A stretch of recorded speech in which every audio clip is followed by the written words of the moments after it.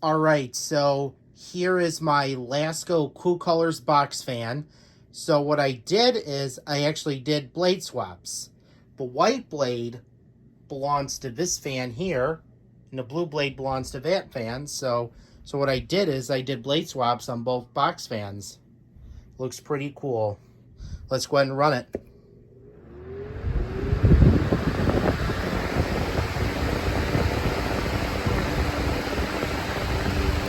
Medium, low,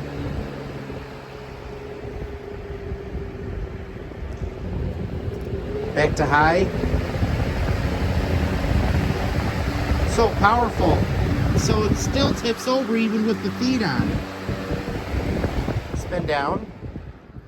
I wish Lasko should have made box fans just like that with different color bodies and different color blades. It looks so cool. Looks pretty cool.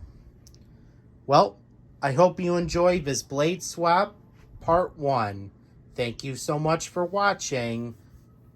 Have a blissful day.